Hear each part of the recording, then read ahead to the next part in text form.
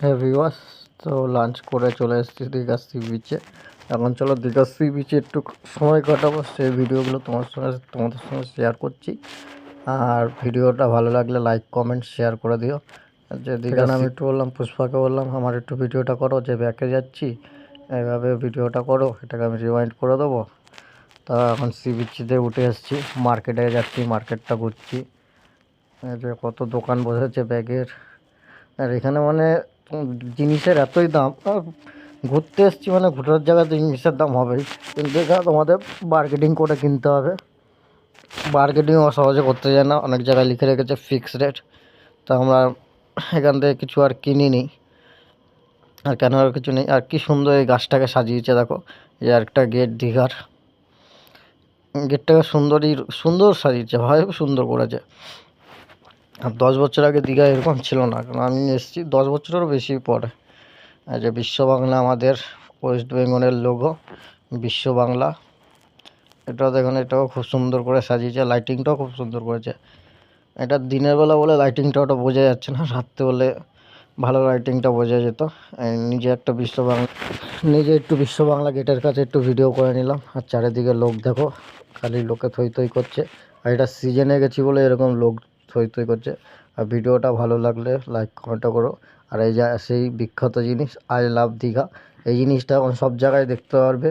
যেখানে জায়গার নাম, যেখানে মানে ফেমাস জায়গা, আর কোনো জায়গায় যাবে আই লাভ, যেরকম আমাদের এখানে কাঁচরাপাড়ায় থাকি, আই লাভ কাঁচরাপাড়া লেখা আছে, এখানেও আই লাভ দীঘা। আর যে ছোটা ভীম দাঁড়িয়ে রয়েছে। আর এটা হচ্ছে খুব সুন্দর সাজিয়েছে, মানে খুব সুন্দর সাজিয়েছে। সবাই বসে ফটো তুলছে, কোথাও একটা বসে ফটো তোলার জায়গা পাচ্ছি না, এত মানে লোকজন, এত ভিড়। তাই এইভাবে ভিডিও করছি। একটু আমি দাঁড়িয়েছি, পুষ্পাকে বললাম একটু একটা ভিডিও করে দাও, একটু ফটো তুলে দাও। তা আমি আবার চলে আসছিলাম, পুষ্পা বললো দাঁড়াও একটা ফটো তুলে দিচ্ছি, ভিডিও করে দিচ্ছি। যে ভিডিওটা করে দিল, দাঁড়ালাম। মানে এটা খুব সুন্দর সাজিয়েছে। চারদিকে গার্ডেনগুলো দেখো, গার্ডেন গাছগুলো খুব সুন্দর লাগিয়েছে। আর এই পাশে একটা ভালো জিনিস আছে, আমি পুষ্পাকে ডাকছি আসো আসো, পুষ্পাও চলে আসলো।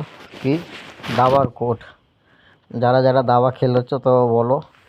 তো পুষ্পা আমাকে জিজ্ঞাসা করছিলো এখানে বলো তো ঘোড়ার চাল কীরকম হয়। আমি দাবা খুব একটা খেলিও নি আর খেলতেও যাই না, খালি একটুখানি জানতাম ঘোড়ার চাল হচ্ছে 2.5 প্যাচ, 2.5 ঘর। আমি বলে দিয়েছিলাম পুষ্পাকে 2.5 ঘর হয়। তা পুষ্পা খেলা জানো? আমি বললাম হ্যাঁ খেলা জানি, কিন্তু খেলতে কোনো দিনও পারিও নি, আর কোনো দিন খেলিও নি দাবা। কিন্তু আমার বন্ধু বান্ধবরা অনেক খেলতো, আমি কোনো দিনও খেলতে পারিনি। তা দাবার কোর্টটা কীরকম লাগছে দেখো, দেখে বলো।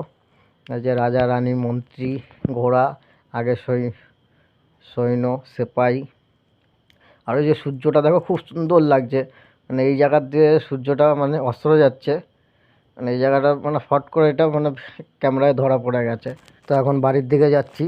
ওই যে পুরীর অনুপ্রেরণা জগন্নাথ মন্দিরটা, যেটা দীঘায় হচ্ছে, ওই যে কাজ চলছে, এটাও খুব সুন্দর লাগছে দেখতে। মানে এবার দিয়ার জগন্নাথ দর্শন করার জন্য পুরী যাদের যাওয়ার সামর্থ্য নেই, তারা এখানে এসে দর্শন করে নিতে পারবে। তো জয় জগন্নাথ। তো ভিডিওটা ভালো লাগলে লাইক কমেন্ট করো। এখন যাচ্ছি স্টেশনের দিকে, এখান থেকে তোমাদের জগন্নাথ মন্দিরটা দর্শন করালাম। এরপরে যদি নেক্সট বার যদি কোনো সময় জগন্নাথ দেব ডাকে, তো ওই জগন্নাথ মন্দিরের ভিডিও হয়তো তোমাদেরকে দেখাতে পারবো। তো এইভাবেই সারাদিনটা কাটলো।